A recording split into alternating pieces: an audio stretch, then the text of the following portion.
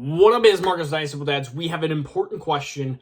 Why are we trying to trade for the 101, potentially even the 102 here early on into the Dynasty season? You could say that pretty much the regular season is over for most people. Even the Dynasty seasons are over. I know the Bills and Cincinnati game may change some of that, and we'll see if they end up playing their game or if they end up having a draw or canceling it or forfeiting it or whatever ends up happening. But the 101 is now on the clock. It's on the clock for the next couple of months until the draft happens, or some drafts go into June, July, and August. So 101 is now on the clock. And so in Superflex and in 1QB leagues, usually there is a difference. And so a lot of times when you have the Trevor Lawrence year, you had Trevor Lawrence easily being the 101, the generational quarterback. And then last year we discussed Breece Hall being the 101 actually in Superflex and in 1QB because there wasn't a QB to kind of battle that out. And this year it is close to the Breece Hall year. We have a couple different prospects that will be potentially fighting for that 101, but in majority of cases, I would say over 50%, you're going to have Mr. Bijan Robinson. And now Bijan Robinson is a 21-year-old. I mean, his birthday is in 4 weeks here, 3.5 weeks. So he's a 21-year young running back, and he is potentially going to catapult himself immediately into that kind of Saquon Barkley, that top 3 dynasty running back territory like that. And so he's going to have he's going to have a ton of hype. I mean, we see Breece Hall. We've even seen other running backs come along, DeAndre Swift, even Jonathan Taylor.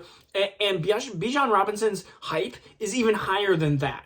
And so I've even looked through some of these Jonathan Taylor-like trades lately, and you're going to get a Jonathan Taylor-like value from a player, but you're going to have somebody that is even younger, 2-3 years younger than Jonathan Taylor. We don't know where his landing spot is going to be. He could be a mid-first, end-first type of player that is drafted, or maybe he's even drafted early second, like a Jonathan Taylor and Breece Hall were. Maybe some team just randomly takes Jahmyr Gibbs or something like that before Bijan Robinson, but I would be shocked because Bijan Robinson has the most complete set of running back skills. I mean, I've been watching tape through the last couple of days, but even prior to that, I've been watching Bijan Robinson over the last couple of years because you always want to be prepared for what is next. And in 2023, we all had that kind of 101 stamp in your mind of like, can you win the Bijan sweepstakes? Just like, could you win the sweepstakes of basically...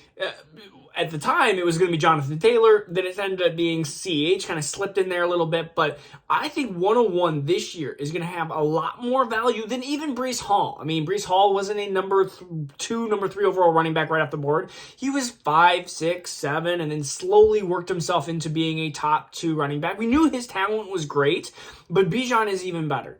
Now, what happens to draft picks in general is over the next month or two, you're going to have these draft picks become much more valuable, especially when we start getting mock drafts. The season is over. Once the NFL season is over, the playoffs are over, you're going to have, whether it's Houston, or you're going to have like the NFL draft on the board. You're like, okay, Houston picks 1, or the Bears are going to pick 1, and then you're going to have all these different mock drafts on figuring out what teams or what players are going to go where.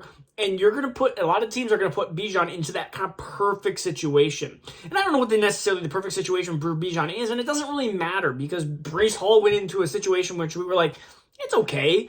And then he ended up being a RB1 immediately, and I think Bijan, again, is better.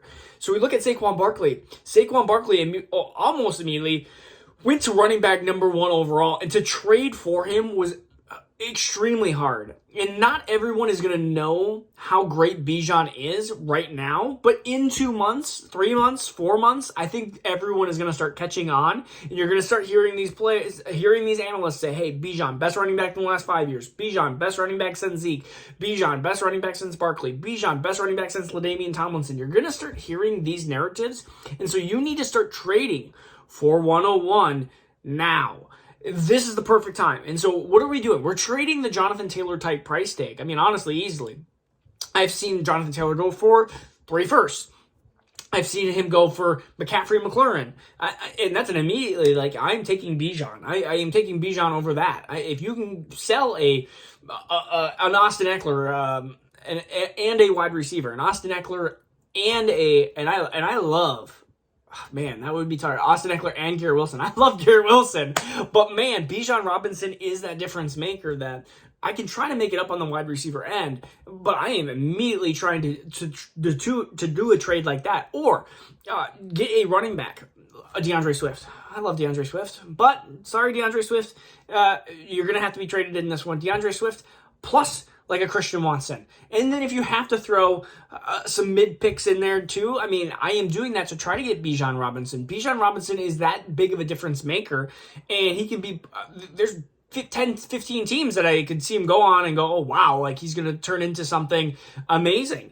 And so there's already rumors that he might take over Miles Sanders' situation, that Eagles have some extra picks. They might draft Bijan Robinson. Imagine him going on to the Eagles. Like, that would be an incredible situation. I know that Jalen Hurts is a running quarterback that would kind of nuke some of the touchdowns, but Bijan Robinson, I mean, let's go through some of his stats. I mean, 1,580 yards, 18 touchdowns last year, but he is a very capable pass catcher, 19 receptions, 314 yards, 2 touchdowns. I mean, he's made some pretty good catches as well. I mean, I think he's like Jonathan Taylor. You're not going to get the speed of Jonathan Taylor because he's not going to run a 4.3 40, and so yeah, the combine's honestly, I hope he doesn't even run, because I don't even want to know the 4.6 40 that he's going to run, and I'm just going to be like, oh. And so maybe if you're looking for another time to buy, that might be a slight buying window. But honestly, he's a better pass catcher than Jonathan Taylor was at Wisconsin. You're getting a running back that is a complete running back. The only thing that you could probably nitpick, I mean, it's a slight nitpicking here, is that, yeah, he does have a little bit of kind of dancing behind the line. No one else had a dancing behind the line issue. Adrian Peterson. And did we care about that one bit? Not at all. And Adrian Peterson had much better breakaway speed, was a much worse pass catcher. And so you're talking Bijan Robinson, a slower running back, but I mean, has some burst and deceptive, because there's times where it looks like a running back or a corner has an angle and he just makes a little cut and boom, he is gone. And so I think, when you're looking, overall top-end speed is one of the things that I least care about when it comes to running backs.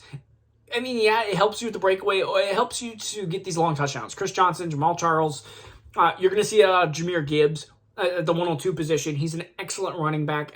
A running back probably into the severe dynasty-wise of Breece Hall. And so that's another consolation why I said potentially trade for 102, because Jahmyr Gibbs is a very great consolation prize. And if you're in Superflex too, look at what teams are going to be desperate for quarterbacks.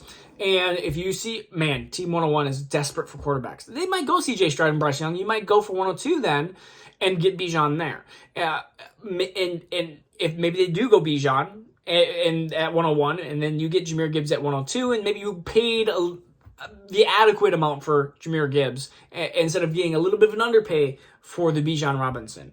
And so, again, I love Bijan Robinson. Watching some of his film, I was trying to nitpick and put holes into it, but I'm like, man, he's just so good. And I can understand why everyone has been talking and goo-goo gagaing over it. And right now I know a lot of people that I've been talking to in my dynasty leagues and stuff, because I don't have 101 in any leagues.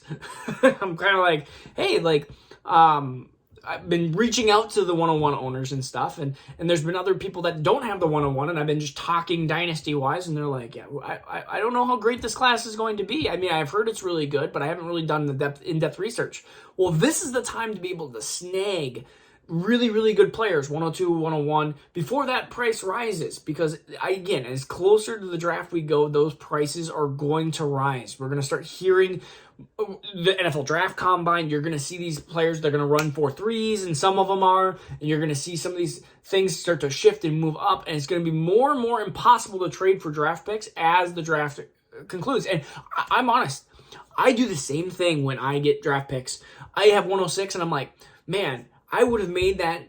I'm just saying, for example, I don't even know if I have 106. Let's just say 112. I have 112 in a league because I'm a champion.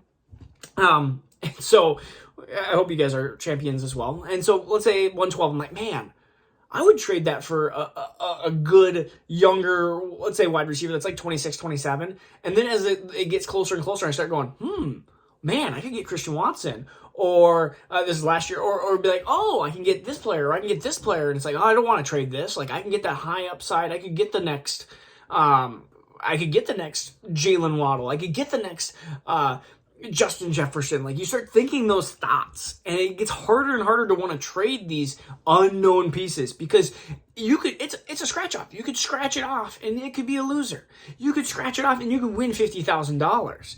And so sometimes that's better than just being like, hey, here's $100 bill. Some people want I want the bust, but the boom is so great. That could be like, if you get the next Justin Jefferson, the next Jalen Waddle, that could be team changing. And so sometimes it's easier to snag these players right now. So do that. Do yourself a favor and go out and try to trade for 101, 102. Try to move up into the draft here. There's some big tiers. And if you want to know some of these tiers, we're going to be discussing through it the next couple of weeks, next couple of months, but next couple of weeks specifically on where do we feel like these tier breaks are. It's going to be super important to know where these tier breaks are because and drafts are unpredictable, like we've talked last year and stuff. I got Garrett Wilson at like 109 one draft because all the running backs went early. The desperate running back teams just went and picked James Cook and picked Dameon Pierce and picked Zamir White. Everyone wanted running backs, and it was like, whoa, okay. So you never know. Sometimes the tiers don't work perfectly, but if you're in I would say, chalk league or in a league that's going to kind of follow some of the rankings, at least give you an idea of where some of these players land. And honestly, landing spots will change some of this because all of a sudden you'll get a Zach Evans that might go somewhere great, or you might get a running back that ends up going somewhere horrible behind like a Dalvin Cook, and you might go, I don't know if that's going to really work out very well. So again, I hope you liked the channel. Peace out, subscribe, and like this. We'll see you again soon.